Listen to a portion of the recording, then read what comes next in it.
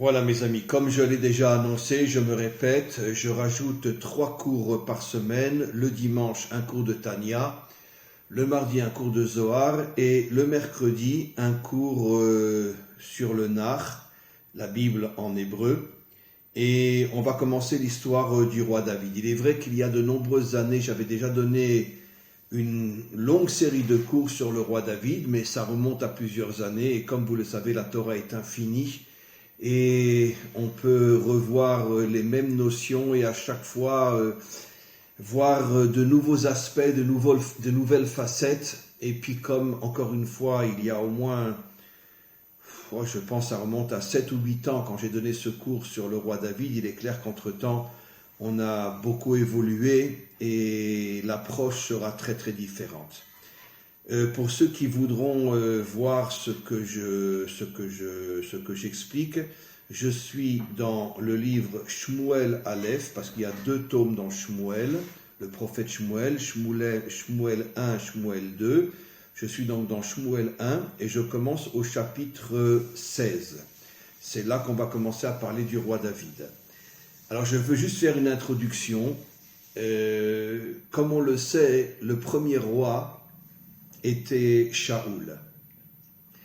Et comme on va le voir tout au début de ce chapitre 16, Hachem s'est complètement détourné du roi Shaoul.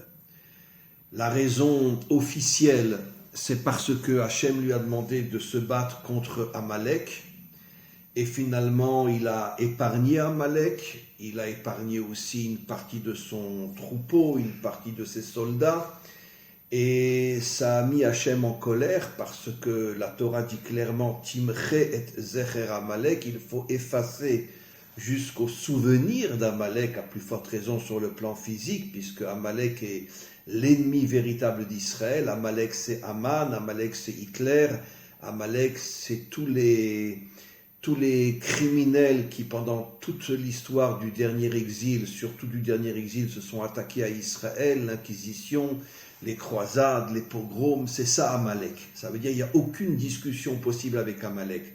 Amalek n'existe que pour détruire Israël. Donc, mesure pour mesure, lui veut nous détruire, nous on le détruit. Malheureusement, le roi Shaoul n'a pas accompli l'ordre que le prophète Shmuel lui avait transmis de la part d'Hachem. Il a épargné Amalek, après Shmuel est venu, Hachem a dit à Shmuel, dis à Shaoul que je ne le veux plus comme roi, et finalement c'est Shmuel qui a tué Amalek. Et entre parenthèses, ça prouve encore une fois qu'à cette époque-là, on avait des hommes authentiques, car Shmuel était prophète, ça ne l'a pas empêché de prendre une épée et de tuer Shmuel et de tuer Amalek.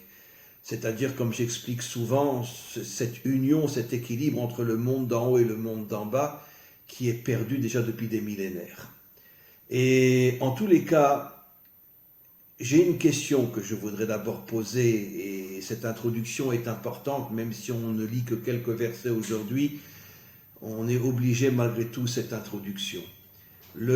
Pourquoi finalement Hachem n'a pas choisi directement David, puisque David va être le roi exemplaire? Bien sûr, c'est un homme, lui aussi aura des hauts et des bas, il va aussi fauter avec Bathsheba, mais comme je dis toujours, heureusement qu'il a fauté, parce que ça prouve que c'est un homme authentique. Parce que comme je ne cesse de l'expliquer, un homme qui ne faute pas, c'est une pure illusion, un pur fantasme, comme dans toutes les religions, qu'on prend le juste pour quelqu'un qui est au-dessus des fautes. Et donc on en fait un fils de Dieu, on en fait un Dieu, on en fait un ange, on en fait finalement du n'importe quoi et du rien du tout. Et donc la Torah n'hésite pas, parce que la Torah est authentique, la Torah n'hésite pas à dire qu'un homme authentique peut aussi avoir des chutes et des faiblesses, comme dit le roi Salomon, un verset absolument extraordinaire, Shiva yipol tzadik vekam, le juste tombe 7 fois, mais il se relève. Oui, il tombe 7 fois, et pourtant il est appelé le juste. Shiva yipol tzadik. Et donc, 7 fois tombe le tzaddik, 7 fois tombe le juste. Donc David aussi est tombé, Moshe aussi a eu des erreurs dans sa vie. Et tout le monde a des erreurs dans sa vie, sinon on n'est pas un homme. Heureusement qu'on a des erreurs dans notre vie. Le problème, ce n'est pas l'erreur, le problème c'est de savoir si on va se relever, oui ou non. Et les justes authentiques se relèvent malgré le fait qu'ils font des erreurs. Donc, la question est pourquoi Hachem n'a pas directement choisi David. David existait déjà à l'époque où Shaoul a été nommé roi. Pourquoi passer par Shaoul? Alors, je vais dire quelque chose de très très important. Vous savez que selon notre tradition, on dit que avant que vienne le Mashiach ben David, donc le descendant de David, viendra d'abord le Mashiach ben Yosef, le descendant de Yosef. Yosef est le fils de Rachel. Shaoul était lui-même un descendant de Benjamin, donc aussi le fils de Rachel, et pas seulement le descendant de Benjamin, le seul des 12 tribus d'Israël qui est né en Eretz Israël et qui est né en vérité à Bethléem, là où naîtra David de la tribu de Yehuda. La raison pour laquelle Rachel a voulu être enterrée à Bethléem, alors que normalement elle aurait dû être enterrée dans le territoire de Yosef, donc dans la région de Shrem, ce qu'on appelle aujourd'hui la Samarie, Shomron en hébreu. Pourquoi elle est enterrée dans le territoire de Yehuda? Et en plus, à l'endroit où naîtra, dans quelques siècles, naîtra David. Parce que, justement, elle voulait nous faire comprendre, je donne une réponse parmi des milliards de réponses, que finalement, elle fait partie du processus de la venue du Mashiach qui commence par le roi David. Comme il est dit, d'abord Mashiach ben Yosef et après Mashiach ben David. Ça veut dire d'abord les enfants de Rachel et après les enfants de Léa, puisque David vient de Yehuda et donc l'enfant de Léa. Il y a tout un processus. Encore une fois, d'abord Rachel et après Léa. Et je vais expliquer pourquoi. Parce que même si en vérité Shaoul a fauté, et même si Hachem l'a rejeté, comme on le verra, et après il a choisi Yehuda, pourquoi passer par quelqu'un? C'est sûr que Hachem savait que Shaoul ne tiendrait pas longtemps, parce qu'en vérité, les seuls vrais rois doivent venir de la tribu de Yehuda. Alors pourquoi passer par l'enfant de Rachel? Alors, c'est comme ce que j'ai expliqué très souvent, mais il faut absolument le redire parce que c'est important. Rachel symbolise le dernier attribut, l'attribut qui est tout en bas, qu'on appelle la tribu de la Malchut, la tribu, je n'aime pas la traduction, elle est horrible, la tribu de la royauté, c'est-à-dire le monde d'en bas, le monde matériel. Alors que Léa représente la Bina, c'est-à-dire le monde d'en haut, la 8e sphira du bas vers le haut. Le monde a été créé en 7 jours et la 8e sphira est au-dessus de ce monde. C'est la raison pour laquelle David et le Mashiach viennent de Léa, viennent de la Bina, parce qu'ils vont recevoir des forces qui sont complètement surnaturelles pour permettre la réparation de ce monde et nettoyer ce monde de toutes les saletés humaines qui se trouvent dans ce monde. Il leur faudra des forces absolument inimaginables. Mais pourquoi on commence par Rachel avant Léa? Comme je l'ai toujours expliqué, parce que dans notre monde, on commence par le bas et après on s'élève vers le haut. Exactement ce qu'il est dit au sujet du Mashiach, Ish Tsemar ou Mitartav Yitzmar. Un homme qui viendra de tout en bas et qui poussera. Le Mashiach ne sera pas au départ un rave, un rabbi, un tzaddik, etc. C'est un homme qui viendra du plus profond du peuple, mais qui s'élèvera, qui montera. Il va venir de la Malchut, c'est-à-dire du monde d'en bas. Et donc c'est la raison pour laquelle, avant d'arriver à David, qui est au niveau de la Bina, on doit d'abord passer par Shaoul, qui est le fils de Rachel, qui représente Rachel, le monde d'en bas. C'est-à-dire, encore une fois, comme je l'ai expliqué souvent et je le redis aujourd'hui parce que ce sont des introductions, c'est une introduction qui est d'une importance extrême, j'explique donc que le véritable travail de l'homme, ce n'est pas de commencer d'en haut, mais commencer d'en bas. Commencer d'en bas, et je vais donner un exemple très simple. Nos maîtres disent que la Teshuvah a été créée avant la création du monde. Alors évidemment, la Teshuvah, c'est-à-dire le retour vers Dieu quand on a fauté. Alors évidemment, ce sont des codes. Qu'est-ce que cela signifie? Ça veut dire que ce monde n'a pas été créé pour que l'homme ne tombe pas. Ce monde a été créé et Dieu savait que l'homme tomberait. Et ce n'est pas en vérité le fait de tomber qui est grave.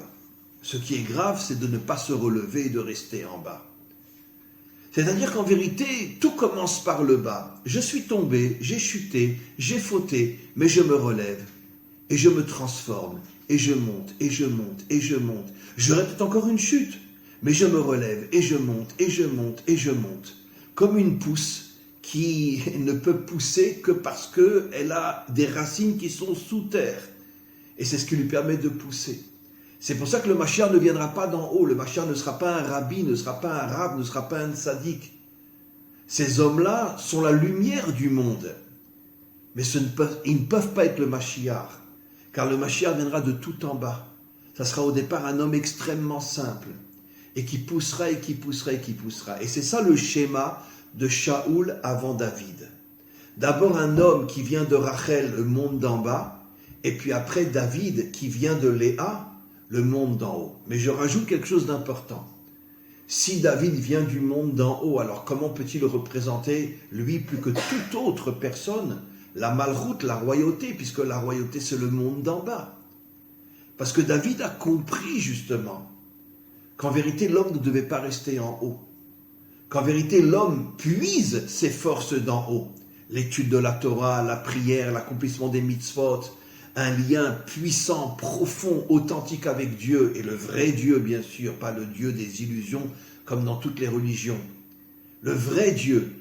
Mais une fois qu'il a reçu ses forces, il ne reste pas en haut, il descend en bas. Exactement l'exemple que j'ai donné, Shmuel était un prophète, constamment connecté avec Dieu. Mais d'un autre côté, quand il a fallu tuer Amalek, il a pris son épée, il l'a tué. Ça veut dire qu'il est descendu tout en bas, pour faire un acte qui n'existe que dans le monde d'en bas. Tuer son adversaire, tuer son ennemi. Ce qui prouve que Shmuel, tout en étant un prophète, était capable, quand il était nécessaire de le faire, de descendre en bas. Et donc c'est exactement cette histoire que raconte le Talmud, qu'au moment de la délivrance, à Elionim les mata, va tartonim les mala. Ceux qui sont en haut descendront vers le bas, et ceux qui sont tout en bas s'élèveront vers le haut. Ça veut dire quoi concrètement ? C'est-à-dire que ceux qui sont tout en haut comprendront que leur mission, c'est d'illuminer le monde d'en bas. Et ceux qui sont tout en bas feront teshuva, reviendront vers Dieu et s'élèveront vers le haut. Donc c'est le monde de la délivrance. Celui qui est en haut descend vers le bas, celui qui est en bas monte vers le haut. Et donc on comprend, même si Hachem savait que Shaoul ne pourrait pas être un roi authentique, la raison pour laquelle, je me répète, il fallait d'abord passer par Shaoul avant David, il fallait passer par un enfant de Rachel qui représente le monde d'en bas, avant d'arriver à David qui représente le monde d'en haut, bien que David descendra tout en bas. Alors on va lire quelques versets. Vayomer Hashem el Shmuel. Hashem dit à Shmuel, Ad matay ata mitavel el Shaoul. Jusqu'à quand tu vas porter le deuil à l'égard de Shaoul? On ne parle pas d'un deuil physique, Shaoul n'était pas mort, mais Shmuel était extrêmement peiné du fait que Dieu lui avait dit que Shaoul avait fini sa fonction de roi et maintenant il fallait choisir un nouveau roi. Et Shmuel aimait Shaoul, parce que Shaoul avait des qualités extraordinaires. C'est vrai, il n'a pas accompli la parole d'Hachem de tuer Amalek, mais d'un autre côté, c'était un homme extraordinairement grand. C'est vrai que plus tard, on va voir qu'il a poursuivi David, la jalousie lui est montée à la tête, et finalement, il a sombré dans le culte de l'orgueil. Mais en tous les cas, à ce moment-là, Shaoul était encore quelqu'un de très très bien, et donc Shmuel avait énormément de peine que Dieu lui dise « Shaoul, c'est fini, maintenant ça sera quelqu'un d'autre ». Et donc Hachem lui dit « Mais jusqu'à quand tu vas porter le deuil sur la royauté que je viens de prendre à Shaoul ?» Va'ani me astiv. Dieu dit quelque chose de très très fort. « Il me dégoûte ». C'est très fort, je traduis vraiment d'après... Je pense qu'en français, personne ne traduira comme j'ai traduit, mais parce que toutes les traductions sont trafiquées et falsifiées. Mais astiv, ça veut dire « il me dégoûte ». Comment Hachem peut dire sur Shaoul « il me dégoûte » ?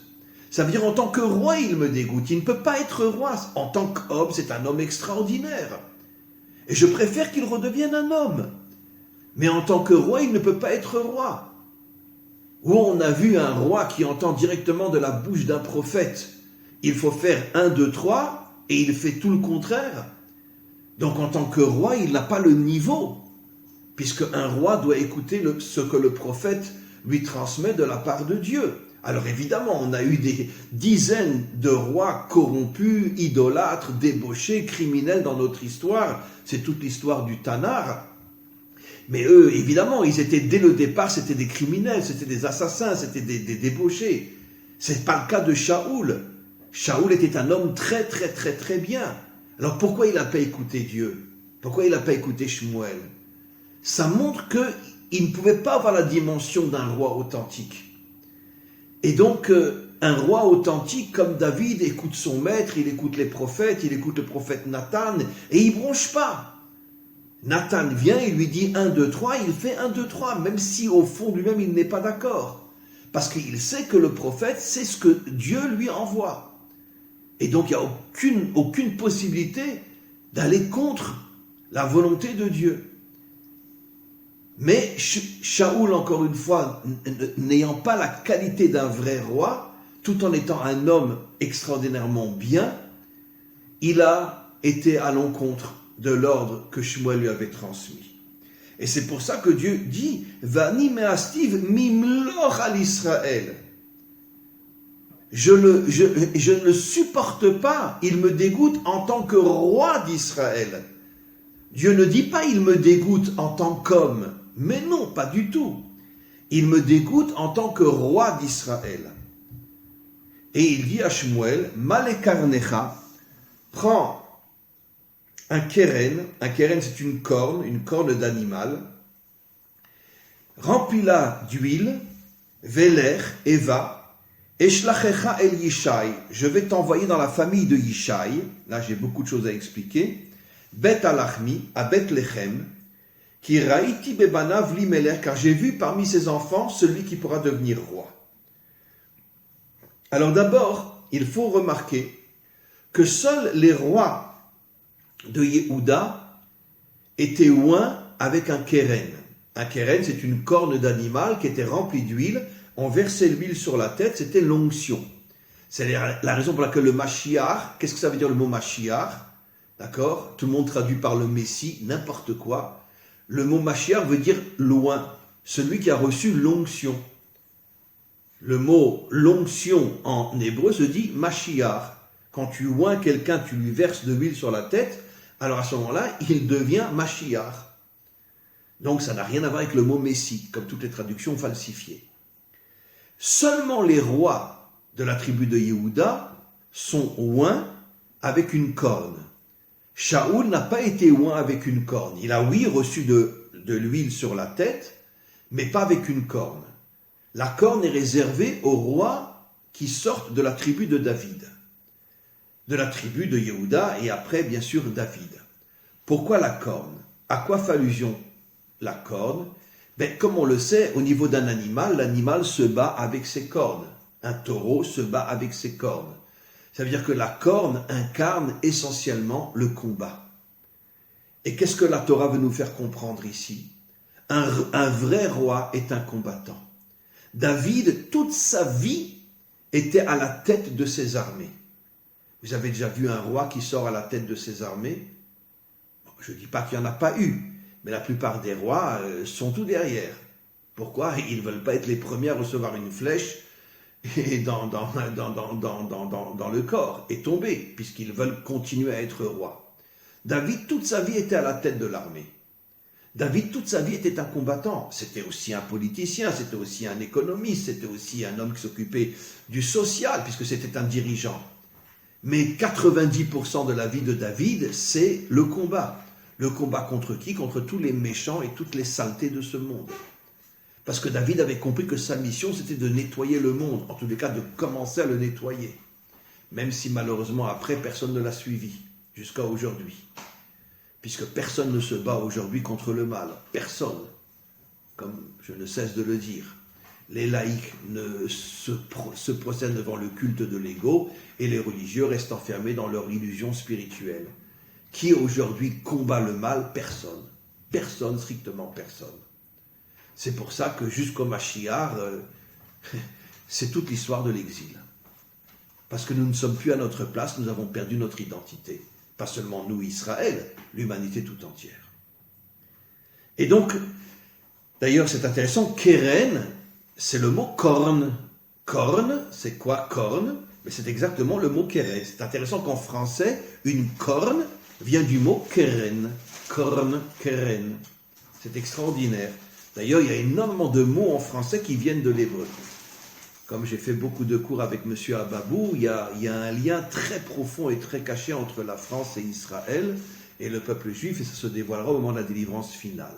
C'est pour ça qu'il y a énormément de mots français qui sont vraiment pratiquement les mêmes lettres et la même prononciation que le mot en hébreu. Korn, keren.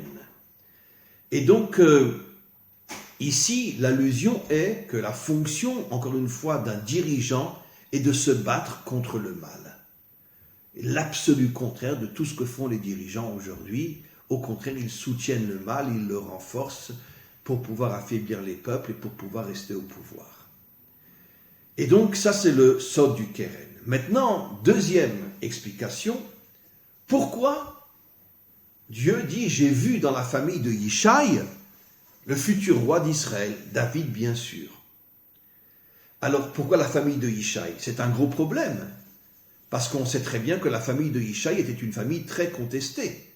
Elle vient de Ruth la Moabite, et il y avait une très grande discussion à l'intérieur du peuple juif, même parmi les juges et les hommes d'un très haut niveau Torah, est-ce que Ruth avait le droit de se convertir? Alors il y avait une grande discussion. Certains disaient seulement les hommes de Moab ne peuvent pas se convertir, donc Ruth est une véritable juive après sa conversion, donc Yishai est un véritable juif, mais il y avait une grande partie de grands maîtres qui disaient non, et ils rapportent des preuves, je ne vais pas rapporter, mais des preuves très très solides, prouvant apparemment que l'interdiction de la conversion du peuple de Moab concerne autant les hommes que les femmes, donc Yishai n'était pas juif. C'est d'ailleurs la raison pour laquelle Yishai n'est pas arrivé à marier ses enfants pendant très très très longtemps, et parce que personne ne voulait donner sa fille à quelqu'un qu'il considérait comme un non-juif. Une juive n'a pas le droit de se marier avec un non-juif, comme un juif ne peut pas se marier avec une non-juive. Il faut qu'il y ait une conversion. Bon, je ne parle pas de ceux qui sont assimilés, qui n'ont strictement rien à faire de ce que je dis, mais je parle de quelqu'un qui est un juif authentique, il sait très bien qu'il ne peut pas se marier avec une non-juive, ou un juif, ou une juive avec un non-juif. Donc à cette époque-là, évidemment, 99,9% d'Israël étaient pratiquants, et donc personne ne voulait donner sa fille aux 7 enfants de Yishai. Yishai s'est retrouvé dans une situation catastrophique, et il ne savait plus quoi faire. Ses enfants grandissaient, et il n'avait pas de femme. Bon, après ça changera, parce que va revenir au pouvoir des juges qui disaient que oui, Ruth pouvait se convertir, mais pendant très très longtemps, Yishai a un problème énorme. Alors la question est, pourquoi Dieu cherche un roi venant de la famille la plus contestée d'Israël à cette époque-là, bien que Yishai était un très très grand maître de la Torah. Et ce qui est intéressant, il avait des dizaines de milliers d'élèves. Mais aucun d'entre eux était prêt à se marier ou à donner, enfin, aucun d'entre eux était prêt à donner sa fille à l'un de ses fils. Ils acceptaient sa Torah, mais pas le mariage. Ce qui est un petit peu contradictoire, mais bon, je ne rentre pas dans les détails. Et donc, pourquoi choisir Yishai? Alors bien sûr, il y a des milliards de réponses possibles. Celle que je vais vous donner est une réponse que j'ai déjà évoquée, mais qui est très importante dans le cadre de ce cours. Parce que justement, dans la mesure où la lignée du roi David vient des nations, et plus encore d'une des nations qui était le pire ennemi d'Israël, Moab, et que finalement Ruth, qui était la fille du roi de Moab, s'est convertie et a donné naissance, on l'appelle la matrice de la royauté, elle a donné naissance à David, puis après au Mashiach, au niveau de la racine, au niveau de la source.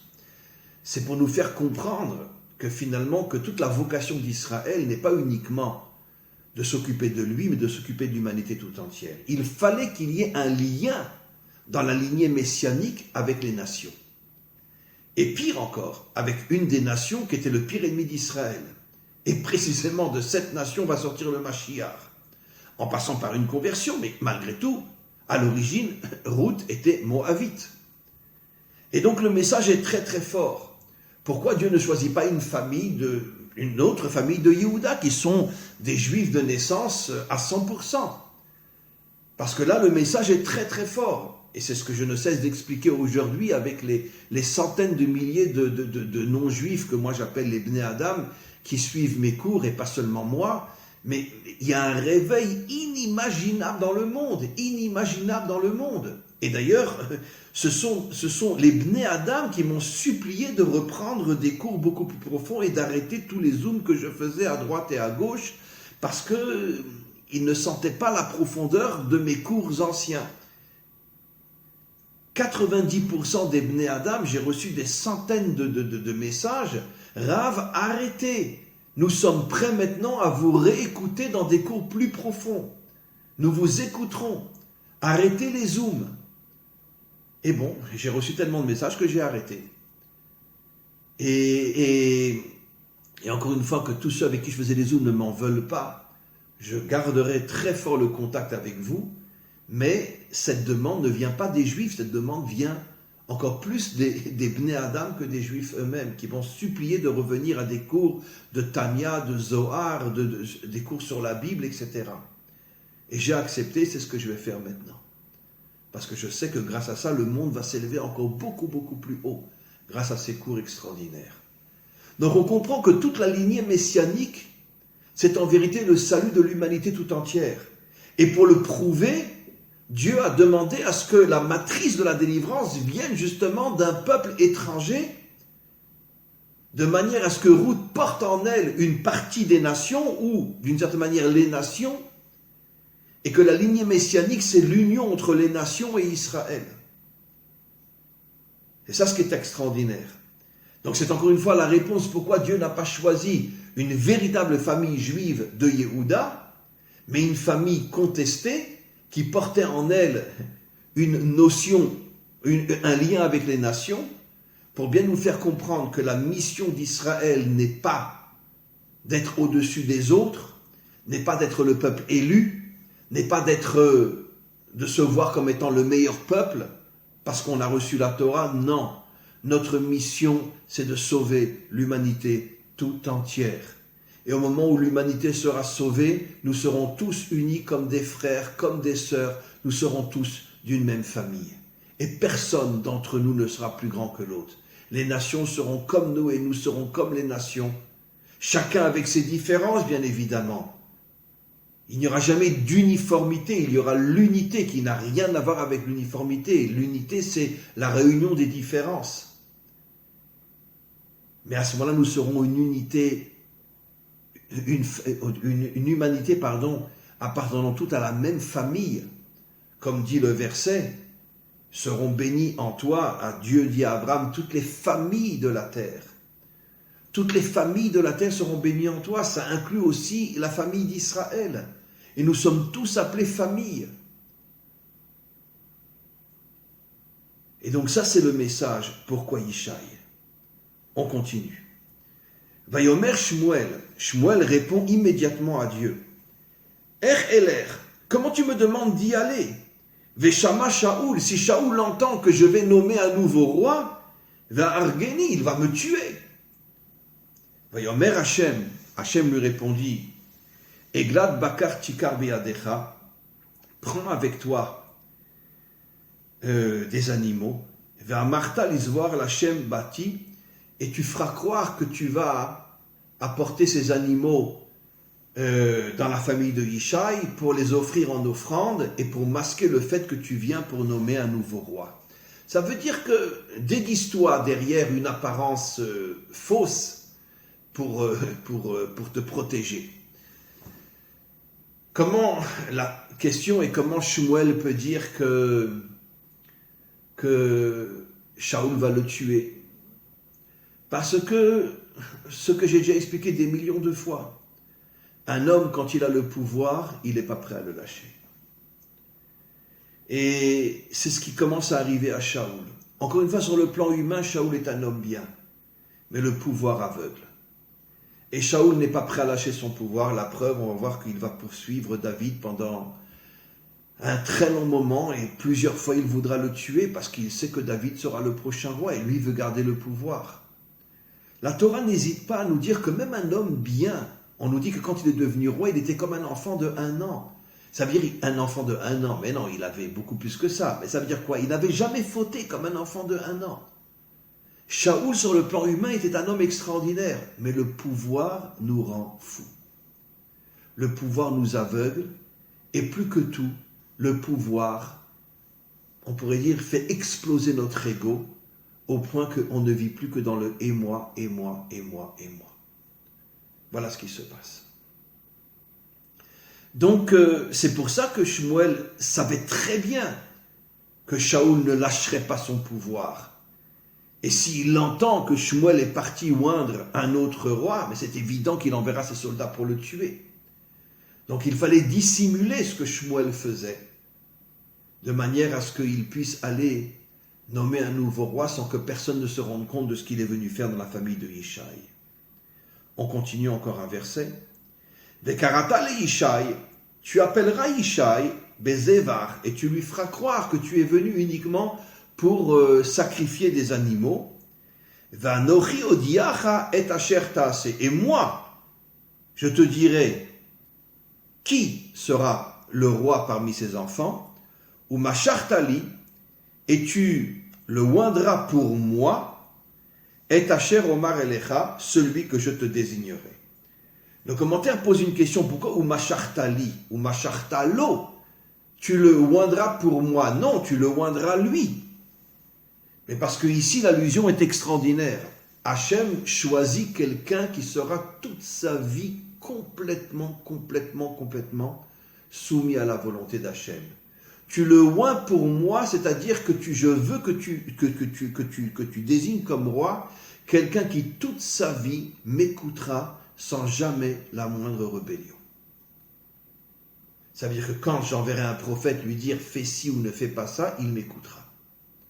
C'est vrai que sur le plan purement humain, David a fauté avec Bathsheba, et encore c'est une faute morale, c'est pas une faute d'adultère parce qu'elle était divorcée, comme je l'ai expliqué des milliers de fois, mais c'est normal, c'est un homme.